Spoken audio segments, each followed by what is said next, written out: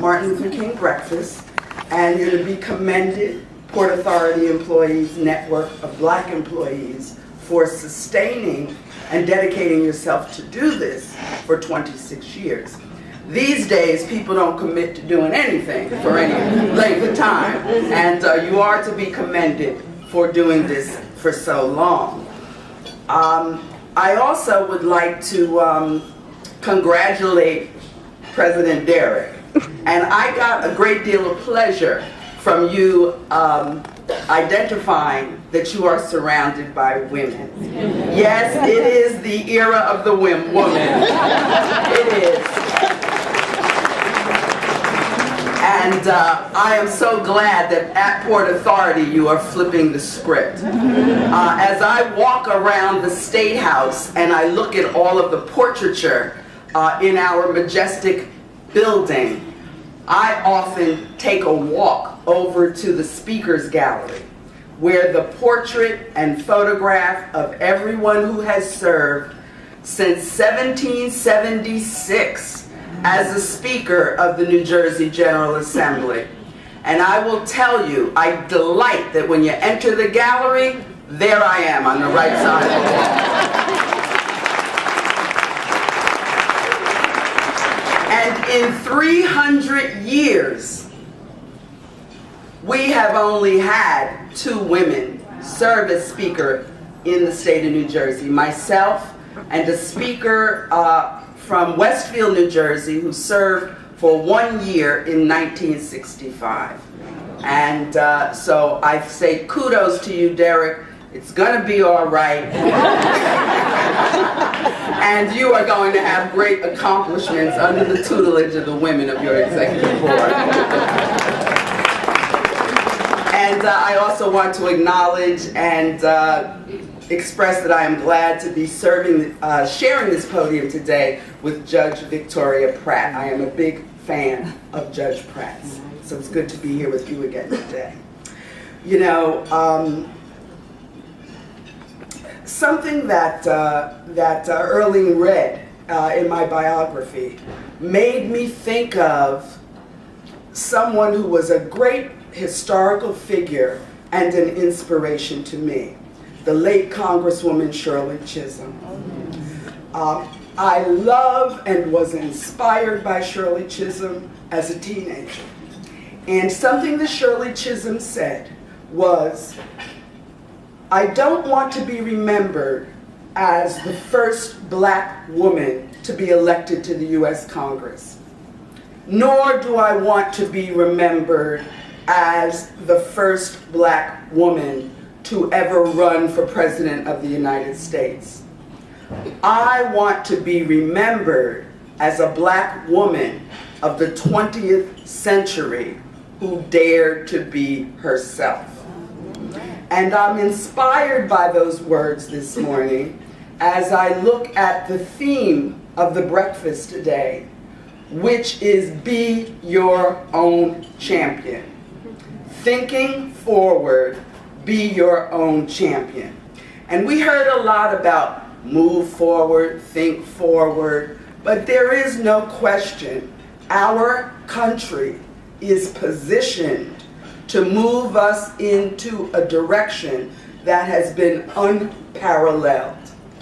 I know that through the years, I have had friendships with many people within the Port Authority organization.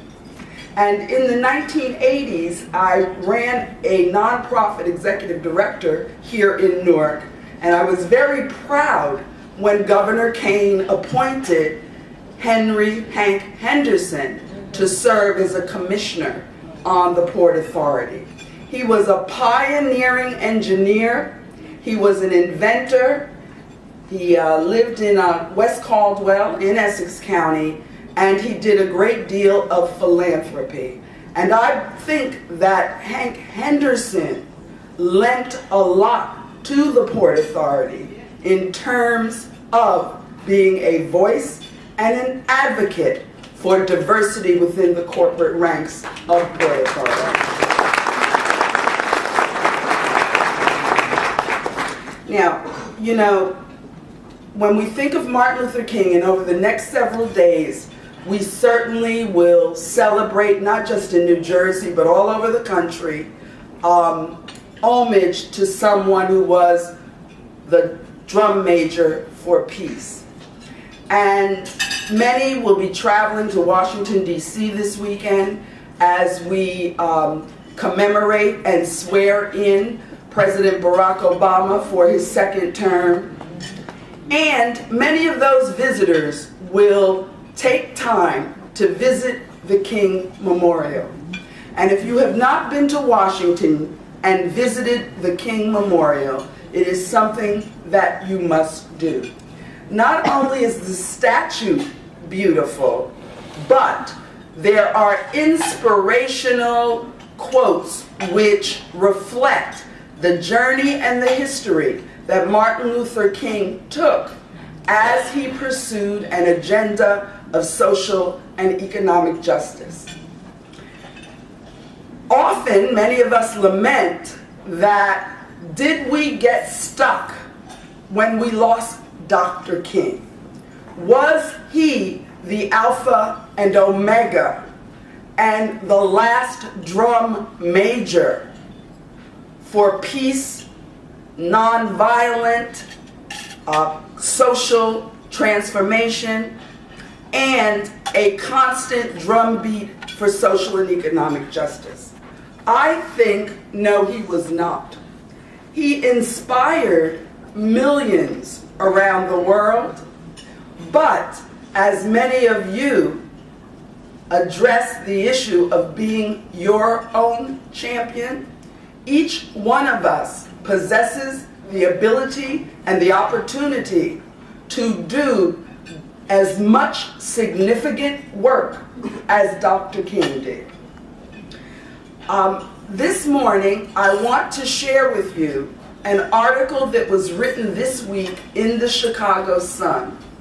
It was written by the Reverend Jesse Jackson, who many of you know was an early participant in the Southern Christian Leadership Conference, which really was the birthplace of the civil rights movement and a great supporter of the work of Dr. King.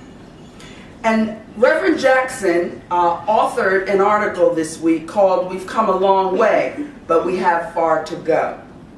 Just last week, many of us gathered at Bethany Baptist Church, which is not very far from where we are now, and we had a meeting with Reverend Jackson. We came from all political persuasions, we came from all parts of the state, and the reason for our meeting was to discuss the upcoming economic summit that is held in New York annually by Reverend Jackson's organization, Rainbow Push. And what we discussed at that meeting was, what is the 21st century civil rights agenda as we move from the millennia of the work of Dr. King and his cohorts?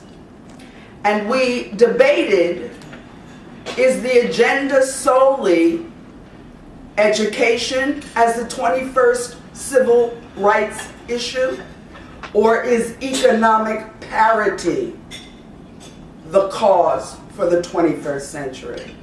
I believe both of those issues are the priority and top civil rights issues of the 21st century: education and economic parity.